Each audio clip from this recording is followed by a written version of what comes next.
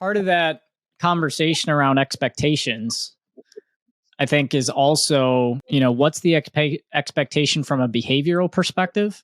And then what's the expectation if the behaviors that we follow don't produce the results that we actually want?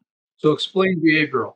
What do you mean by behavioral? So behavioral, you could get really deep on behavioral just as far as how you interact with customers, how you respond to customers, things like that. But from a selling context, we're talking basics of, what are the leading indicators that'll create the lagging indicator of the revenue metric that you're looking for. So what are we expecting from the level of pipeline that's in someone's pipeline at a given time? What are we expecting from the win rate that they should be maintaining or increasing depending on what their goals are? What are we expecting from an average deal size? Those kinds of things. You start getting into that and the behaviors that we expect for aligning with our ICP. We expect that if the customer doesn't fit well within our ideal client profile and you're going to bring them into the pipeline, that there's some level of justification that you're going to come back and say, hey, I know this one really shouldn't be in there, but here's the reason that I brought him in. I feel like it could be a really good opportunity.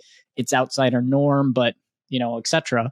But you have a reason. You have a reason. You've thought through. Yep. And it may be acceptable, maybe not, but it's like, all right, let's give it some runway. Yep. Right? The leader might say, the manager might say, let's give it some runway. But if we're not making progress, you got a short runway, right? Right. And the thing is, if I as a salesperson know that that's what's expected of me, if I'm below that, because sometimes the expectation is, well, you should just be closing sales. So I've had conversations with salespeople where they've been like, well, I closed 10 sales this month. Billy only closed 3, but I'm the one getting yelled at. I don't get it. And it's like, well, let's look at the numbers. You're closing an average deal value of $500 and Billy over there is closing an average deal value of 10 grand. His 3 out trumps your 10 all day, every day. And they're going, well, nobody ever told me that that's what I should be paying attention to. I was just looking at number of sales, not total sales volume, Yeah, that's that old adage of you can't get mad at somebody for doing something you didn't tell them that they couldn't do. Exactly. But then I think the other thing, and this is where I think a lot of leaders are hesitant to go there, but from an accountability perspective, I think the other conversation needs to be of this is what we expect expectations-wise, behavioral-wise of where we're going. Here's what happens if we're successful. That's the commission conversation. That's the bonus conversation that we're always happy to have. But what's the conversation around if we're not meeting that? Right? So what happens if... The ugly truth? Yeah. That everybody's trying to hide? Yeah. Conflict? But the thing is, that should never be a surprise to an employee. That should never be a surprise to a salesperson.